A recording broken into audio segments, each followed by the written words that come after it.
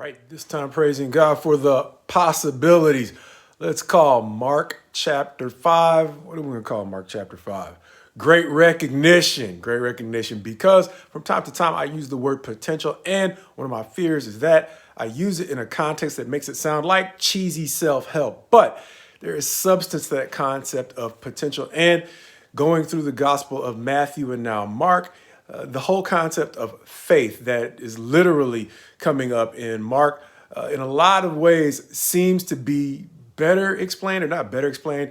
The whole concept of potential helps me add depth to my understanding of faith. Understanding, as we've said before, in Matthew, we called it glass half full, glass half empty, meaning our perspective on life. The optimism or the pessimism with which we view a problem helps us to either reach our quote unquote potential, and that's where it sounds like it's all cheesy self-help, or live beneath our potential. And the reality of that is recognizing the best possible outcomes in any situation has a lot to do with whether or not we can have genuine peace of mind, as opposed to that kind of peace that comes from trying to put on appearances, trying to make the best of an otherwise bleak situation. Sometimes that's necessary, but it's a lot better when our joy is genuine, and recognizing true potential in the context that makes it sound a little bit less cheesy helps us understand that there's a practical side to being able to recognize possibilities. And that's super important in this chapter, I believe, because it breaks down into two general sections that have to do with I'm going to call it three healings, even though one is going to be the famous story of the legion, the group of demons piled into a man, but allowed to essentially infest a herd of pigs. But the second half of the story is going to talk about the way that Jairus, the ruler of a synagogue nearby where Jesus was traveling, comes to beg Jesus to come help heal, or come to heal his daughter. And on the way, it's the famous story of the woman who touches the fringe of his garment and receives her healing that way.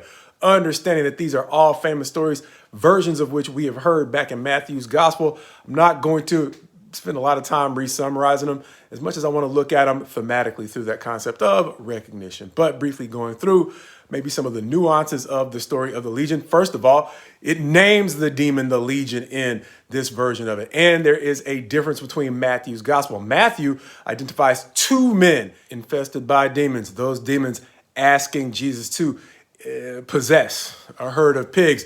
That herd of pigs responding by casting themselves over a steep edge into the sea. In this version, not only do we get the name of the demons or how they identify themselves as the legion, because they are many, we get, as one of our brothers pointed out on Wednesday night, a number, at least, of pigs that were infested or possessed, forcing them or provoking them to cast themselves into the sea. It's 2,000 pigs, and that may give us an indication of how many demons were infesting the man. Possibly not, but maybe.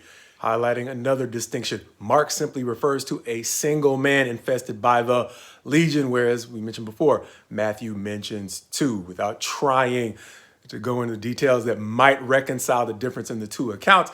The thing I want to focus on is the recognition of the demons, understanding that they recognize Jesus' potential to torment them. Even though people could not bind the legion or the man possessed by the legion, they recognized immediately afar off Christ, and they didn't try to resist him, as opposed to recognizing the need to beg mercy from him. Specifically in verse 6, saying, "And when he saw Jesus from afar, he ran and fell down before him, and crying out with a loud voice, he said, 'What have you to do with me, Jesus, Son of the Most High God? I adjure you by God, do not torment me.'"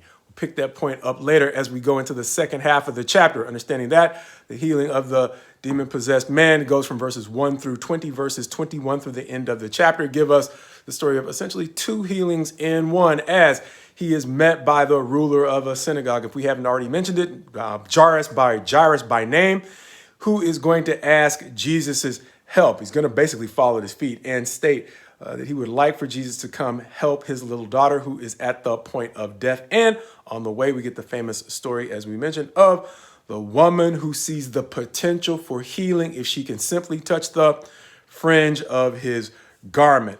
Understanding that Jairus and the woman recognize the potential for getting healing in the presence of Jesus. They actually share something in common with the legion, understanding that they all recognize Jesus's potential, even if the demons recognize his potential to torment them. The demons actually present an interesting contrast to those who are also threatened by his potential, understanding that the large division that we saw growing in the nation of Israel, and particularly Jerusalem, with Jesus's presence, was the difference between those who were inspired or encouraged by his potential and those who felt threatened by it. But the demons provide an interesting contrast within that group that feels threatened by his potential. They have a legitimate reason to feel threatened because they understand that there is a time set for, it seems, they understand there's a time set for their torment as a consequence of some things that they have done in the spiritual realm. But even with that, the thing that they have more in common with Jairus, the woman who touches the fringe of his garment, and all of those who are actually inspired by his potential is that even though the outcome for the demons is quite likely bleak, they still see or recognize the potential for mercy, quite possibly making them for the good or for the better, more like Jairus and the woman, those who actually find healing, because the demons even find mercy in spite of their likely condemnation. And the tragic contrast they have with those who also feel threatened by Christ's presence is they're actually showing them what's still possible, understanding that even when we feel threatened by God or threatened by, in this case, the Christ, there's still the potential to get mercy and healing, depending upon whether or not we recognize the possibilities. And even more practically, drop the hostility to the things that he is trying to accomplish, understanding that in the next chapter, Mark chapter 6, what we're going to see is Jesus going home. And similar to Matthew's description of his return home to Nazareth, he is going to go home only to find a surprising number of people offended even by his genuine kindness, giving us yet another perspective on something that we have seen before, and that is the thing standing between them and significantly improving their condition is not Christ or God's hostility, it's their own. Raising the question, are they possibly worse off than the demons, who remind us that no matter how bleak our situation, it's only made worse when we refuse to allow ourselves to see the best possibilities. And even though the herd of pigs and a dive off the edge of a cliff don't sound like a great option, I'm guessing they were better than the torment from which Jesus gave them mercy.